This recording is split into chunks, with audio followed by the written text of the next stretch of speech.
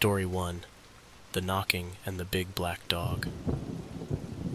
Years back when I was a kid, probably 14 or 15 years old, I found myself home alone, unprepared for a series of events that I would consider to be one of the creepiest experiences I've ever had. My parents were heading out to dinner that night and asked me if I wanted to go. Seeing it as an opportunity to have the house all to myself for a few hours, I declined and prepared to settle into a night of video game play. As they backed out of our long driveway, I dove for the controller and prepared to get lost in the TV screen. The next few hours would be uninterrupted joy, or so I thought. A little over an hour in, I heard a slight knock at the door. At first, I wasn't too alarmed. We regularly get online order deliveries, and every now and then, a neighbor will stop by. But at the same time, it was already dark outside, and we usually didn't get any deliveries or visitors after dark. Nevertheless, I jogged over to the front door, but when I opened it, there was no one. Confused, but not yet overly alarmed, I took a step out and looked around. There wasn't a soul in sight. Maybe I was hearing things, I thought to myself. Brushing it aside, I closed the door and jogged back over to my video games. About 20 minutes later, it happened again. 3 distinct knocks, louder this time and deliberate. I knew I wasn't hearing things. I walked to the front window, a bit more cautious this time. I peeked out, scanning the darkness for any sign of movement. The front door, once again, was empty. In the front yard, however, I could see something moving. It was dark, and it looked like it was really big. My heart began to thump in my chest as I ran over to the closet to grab a flashlight. I scurried back over to the front door then, and slowly and cautiously opened it. As I flipped on the flashlight and pointed it into the front yard, it illuminated the biggest, blackest dog I'd ever seen in my life. We have a large yard, and it was in the middle of it, probably about 60 feet away, pacing back and forth, staring directly at me, its eyes glowing from my flashlight. It never growled, or showed its teeth, or raised its hackles, but the way it looked at me, never taking its eyes off of me, gave me the chills. Unnerved, I stepped back inside and locked the door. I tried to go back to the video games, to distract myself, but the image of that dog and the banging had me in a mess. What was happening? I didn't know, and I didn't know what to do. About 5 minutes later, it happened again. This time, it was no ordinary knocking. It was as if someone, or something, was trying to break the door down. With trembling hands, I approached the front window, dreading what I might find. Again, there was no one at the door. I shined the flashlight out into the yard again, and there it was, the black dog, closer now. This time it was sitting, still staring straight at me, its eyes glowing ominously in the beam of light. My heart raced, and panic surged through me. What did this thing want? Why was it here? More importantly, who in the hell was banging on the door and why? Suddenly it got up on all fours and started walking towards me, slowly and methodically, its eyes still locked onto me. I was petrified, frozen with fear. My mind raced with thoughts of what to do. Then, out of nowhere, headlights cut through the darkness in the distance. As I held the flashlight on the dog, I looked over and my eyes strained to see who it was. I prayed to God that it was my parents. As the car got closer and closer, I could begin to make out details. It was them. It was my parents. They had returned from their dinner. Relief washed over me, and in a moment of distraction, I dropped the flashlight. As it hit the ground, it flickered off. I hurriedly bent down and picked it up. As I flipped it back on and shined it back into the yard, the dog was gone, vanished without a trace, like it was never there. When my parents pulled in, I was a wreck. I spilled out the story to them, and we searched the yard together, but the dog was nowhere to be found.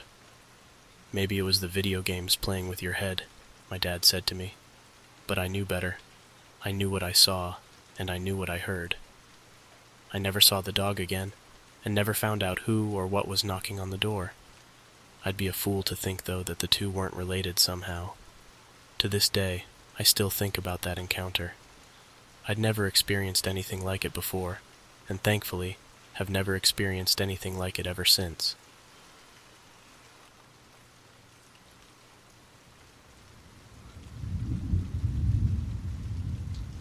Story 2. Alone in the Guest House. A few years back, I was on my way to Tulsa with my girlfriend Jane. We were catching a flight out to California, but because we lived far from any major cities, we had to make a 3-hour drive to get to the closest airport.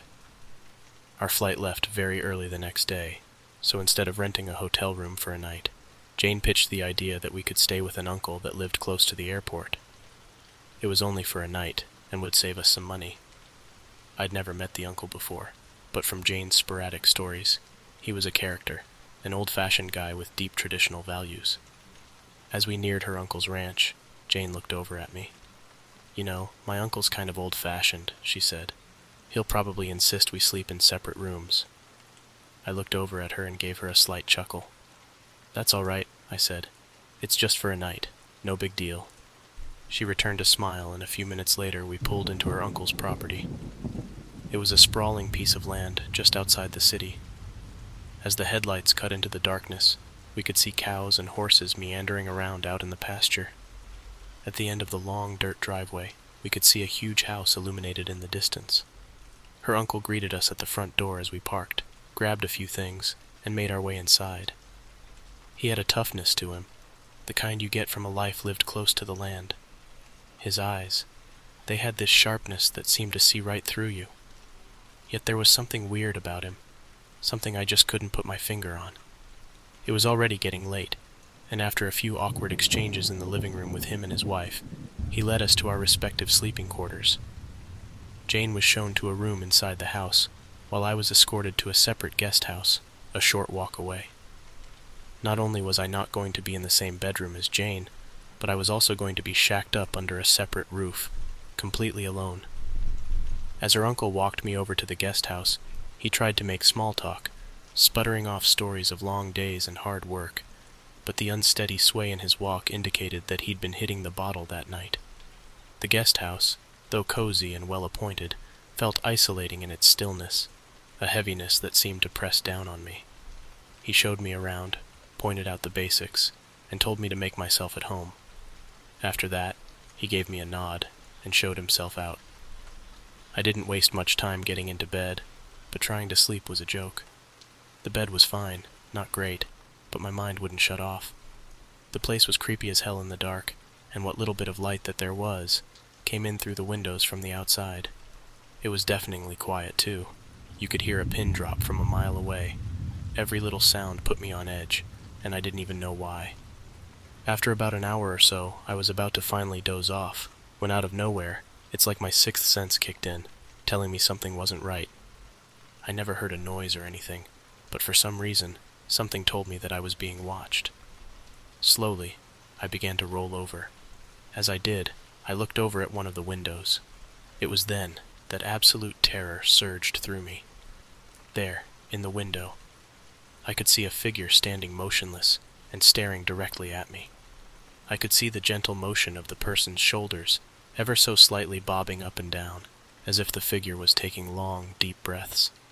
With every breath, mist shot out into the cold night air. What in the hell? I thought to myself. Who in the hell is that? Why are they standing in the window just staring at me?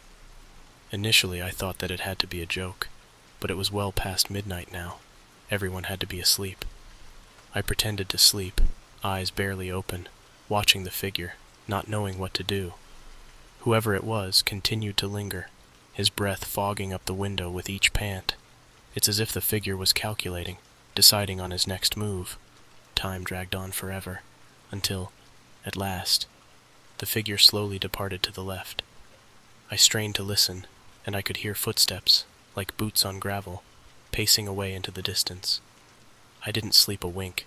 It would only be a few hours before we would depart for the airport now, and with the image of the person standing in the window now burned into my head, I couldn't sleep even if I wanted to. I remained awake, with every tiny sound keeping me on edge. Eventually, Jane appeared at my door, bright and unaware of the night's events. "Ready for the airport?" she chirped. "Yeah," I said, trying to push forth a cheery attitude as if nothing had happened. Back at the main house, Jane's aunt and uncle greeted me. "Sleep well?" her uncle asked. Maybe it was the lack of sleep, or the thought of the individual lingering at the window still in my mind, but I swear there was a hint of malice in his voice. "Just fine, thank you," I replied, trying to keep my responses short. The ride to the airport was quiet, and I completely passed out on the flight to California, the fatigue finally catching up with me. I debated whether to confide in Jane, but our relationship was fairly new, and I didn't want to come off as weird or paranoid. As time passed, Jane and I drifted apart, and eventually we broke up and went our separate ways. I never brought it up, and the identity of the person who stood at the window and what his intentions were have forever remained a mystery. Deep down inside, though, I can't help but think that there's more to her uncle than what most people know.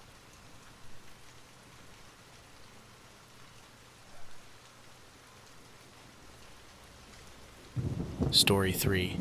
Hunted in my own home. When I was 16, I was tasked one night with babysitting my little cousin while the adults went out to play. It was poker night. So while the men lost money to each other, the women would sit with their drinks and gossip about the latest celebrity breakup. As I sat at the house with my little cousin, something seemed strangely unsettling that night. The house, usually filled with warmth and laughter, felt ominous and eerie. I tried to ignore the feeling and tried to focus on the TV show we were watching, but the sensation clawed at the back of my mind, insistent and unnerving. Finally, I stood up and walked towards the back door. I guess at the time, I felt like I could put myself at ease by ensuring that it was locked. I had no reason to believe that it wasn't, but I guess I felt that if I checked it and made sure it was, I'd feel better. I made my way back and gave it a tug. It was secure. Feeling a little bit more at ease, I began to make my way back to the TV when I was frozen in place. There was a man. His appearance was ragged, and his eyes were hollow. He was peering in through the front window, and his eyes were locked onto my cousin. I was terrified, but my protective instincts kicked in. Pretending not to see the man, I walked over to my little cousin and said, "Hey, let's head upstairs," faking a smile. "Mom and Dad will be home soon." I hoped that the stranger would hear the message and change his mind about any ill intentions he might have had. As I guided my cousin to his room, I tried to shield him from my growing panic. Once he was tucked in, I grabbed a meat-tenderizing hammer from the kitchen. Primitive, but it was all I had. As I made my way back upstairs, I snuck a glance back at the window. The man was gone. My heart pounded as I double-checked the locks on the front door. They were secure, but I had an overwhelming feeling of dread that the situation wasn't over yet. I stationed myself in front of my cousin's room, ready to defend him. When he asked what I was doing, I told him everything was fine, but to stay down. With shaking hands, I called my dad and uncle and then the police. Help would arrive, but not immediately. Then, in a single moment, any doubts I had about whether the stranger had left or not were crushed. The unmistakable sound of shattering glass echoed through the house, followed by heavy footsteps. I whispered to my cousin to hide under the blankets and stay silent. The trespasser was inside, and he was looking for us. Minutes stretched into an eternity as he approached. I clutched the hammer tighter, my entire body tensed, preparing for a confrontation. The intruder was methodical. I could hear his footsteps walking around, checking each room. First my mom and dad's, then the bathroom. When his footsteps receded towards the basement, a temporary relief washed over me, but the danger was far from over. He was walking in the other direction, but it wouldn't be long before he'd make his way back. I could hear my little cousin starting to whimper under the covers, realizing that something was terribly wrong. I struggled to keep him quiet as I listened. In the stillness, the soft but distinct creak of a floorboard on the first level sent a jolt of adrenaline surging through me. The intruder was now making his way back.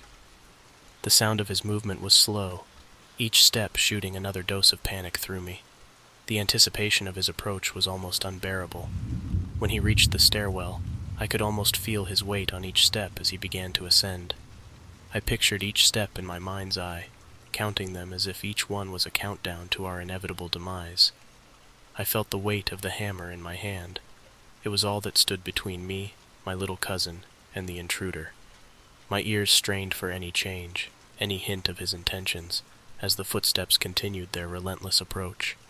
Closer and closer they came until they were nearly at the door. My grip on the hammer was slick with sweat, and my heart was a chaotic rhythm of thumping in my chest. Then, As suddenly as the nightmare began, it was pierced by the cry of sirens pulling up to the house. Commanding voices began to call out, and in an instant, the intruder was on the ground, cuffed and surrounded by cops. Relief finally replaced the fear that had been pulsating through me. A few days later, my parents and I would discover that the man had escaped from a mental hospital some miles away. That night was a night that began like any other, but ended as one I'll never forget. I learned a lot about myself that night, that I had a protective instinct that I never knew about. One thing is for certain, though. I hope it's the first and last time I'll ever have to use it.